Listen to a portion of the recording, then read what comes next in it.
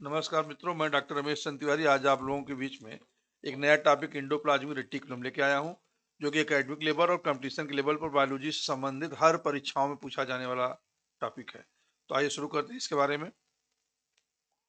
सबसे पहले तो इसकी डिस्कवरी पूछता है कि कौन से ईयर में हुई थी। तो सबसे पहले इसका डिस्कवरी जानिए, ईयर इसका।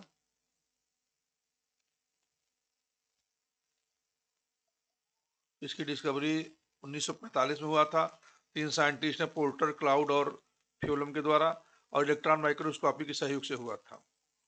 और ये नेटवर्क बनाता है आपके सेल में, साइटोप्लाज्म के अंदर। तो इसके बारे में थोड़ा सा आपको एक फिगर के द्वारा रफली बता दें कि देखिए ये न्यूक्लियस है। न्यूक्लियस हमारा डबल मेम्ब्रेन होता है। न्यूक्लियस, माइटोकॉन्ड्रिया, इंडो और क्लोरोप्लास्ट, ये 3 ऐसे ऑर्गेनेली हैं, सेल ऑर्गेनेली, जिसमें कि डबल मेम्ब्रेन पाई जाती है। इसको जानते रहिएगा, कई बार मैं बता चुका, फिर बता दे रहा हूँ। तो न्यूक्लियस का जो डबल मेम्ब्रेन होता है, न्यूक्लियस जो ऊपरी इसका जो मेम्ब्रेन है, होता कई जगहों से है, मैं जैसे एक जगह बता दे रहा हूँ। इसी से इंडोप्लाज्मिक रेटिकुलम निकला रहता है, बनता है एक एक्सटेंशन से। तो पहली बात तो ये समझ जाइए।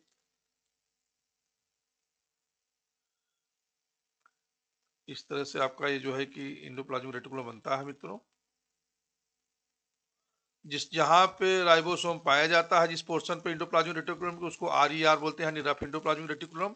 जहाँ पे राइबोसोम नहीं पाया जाएगा, उसको स्मूथ इंडोप्लाज्मिक रेटिकुलम SCR बोलते हैं। फिर इसी इंडोप्लाज्मिक रेटिकुलम से गाल्गी बॉडी बनता है। ऐसी गाल्गी बॉडी से वैक्यूल बनता है। और एक कंसेप्ट एकदम क्लियर कर लीजिए। तो न्यूक्लियस के अपर लेयर से इंडोप्लाज्मिक रेटिकुलम, जहाँ पर राइबोसोम, वहाँ पर रफ इंडोप्लाज्मिक रेटिकुलम, जहाँ पर राइबोसोम एब्सेंट होता है उसको स्मूथ इंडोप्लाज्मिक रेटिकुलम बनता है, उसे गाल्गी बॉडी बनता है इसी से। फिर गाल्गी बॉडी से वैक्यूल बनता है। इन सबको जो है ना, rough endoplasmic reticulum, Golgi body, vacuole, इन सबको इंडो मेम्ब्रेन सिस्टम ही बोलते हैं। Endomembrane system. इस पे एक अलग से हम बनाएंगे वीडियो, लेकिन जान जाइए रफली यही इंडो मेम्ब्रेन सिस्टम है। इसको हम लोग ओ गर्ल से याद करते हैं। ओ गर्ल का एक कोड बनाया है।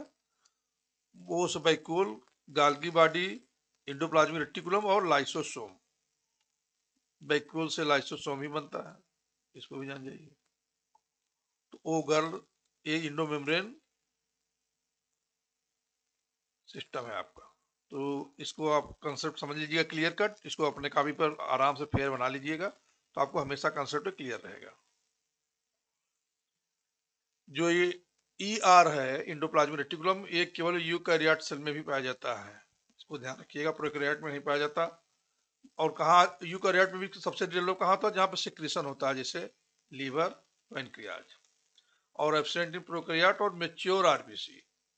इसको याद रखिए, मेच्योर RBC में लगभग सभी ऑर्गेनेली एब्सेंट होते हैं, जैसा कि मैं कई बार बताया हूँ, जान जाइए इस बात को।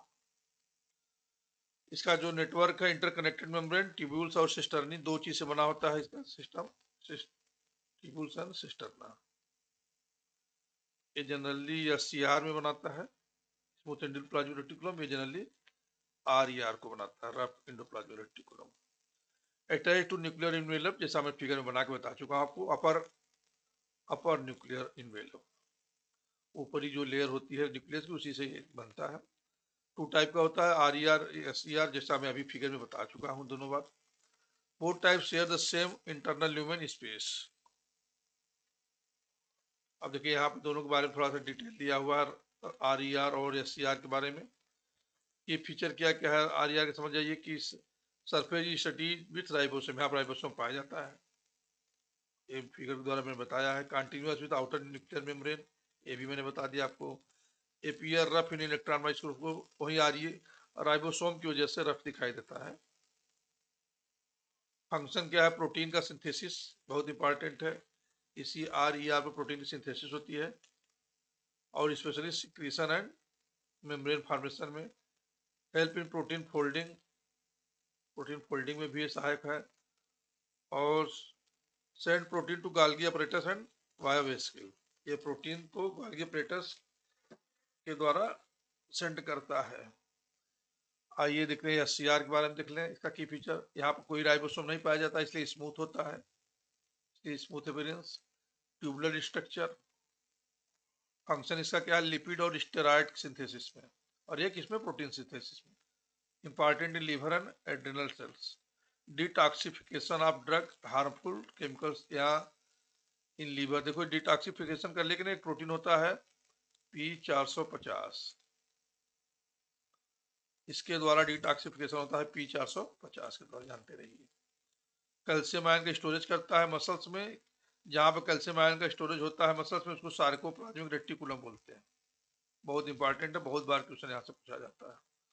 और ये SCR में होता है, सार्कोप्लाज्मिक रेटिकुलम, कैल्शियम स्टोरेज के लिए। हेल्प इन कार्बोहाइड्रेट मेटाबॉलिज्म, और एक किसमें होता है, प्रोटीन के मेटाबॉलिज्म में खासतौर से सहायक होता है। Function of ER intracellular transport system में बहुत ही सहायक है, मैकेनिकल सपोर्ट भी करता है। इसको स्केलेटल ऑफ द सेल बोलते हैं, इसको भी जान जाइए, एक नया नाम है इसका, स्केलेटल ऑफ सेल, ER का ही नाम है। Formation of nuclear membrane during cell division, cell division के द्वारा न्यूक्लियर मेम्ब्रेन का फॉर्मेशन करता है। और key role in protein and lipid synthesis, protein synthesis करता है आपका RER, लिपिड सिंथेसिस करता है SCR। देखिए थोड़ा सा डिफरेंस दिखाया गया है, वही चीजें जो पहले बताई जा चुकी है, जान जैसे इसमें राइबोसोम कहाँ पाया जाता है, तो RER में राइबोसोम प्रेजेंट होता है, SCR में एब्सेंट होता है। फंक्शन ये प्रोटीन सिंथेसिस में, ये लिपिड सिंथेसिस और डिटॉक्सिफिकेशन में P450 प्रोटीन, याद रखिएगा। स्ट्रक्चर फ्लैटेंड सिस्टर्नी है या ट्यूबुलर है, ट्यूबुल्स पाया जाता है, सिस्टर्नी पाया जाता है, अभी मैंने बता दिया। लोकेशन न्यूक्लियर में, नियर न्यूक्लियस और मोर साइटोप्लाज्म, न्यूक्लियस के नजदीक होता है RER। RER जो होता है न्यूक्लियस से नजदीक होता है, थोड़ा सा साइटोप्लाज्म की तरफ होता है।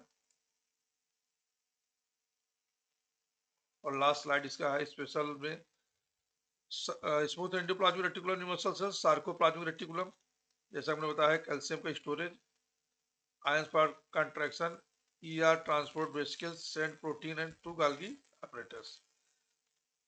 रफ में राइबोसोम होता है, प्रोटीन सिंथेसिस नहीं होती है। स्मूथ में नो राइबोसोम, इसलिए लिपिड और डिटॉक्सिफिकेशन P450।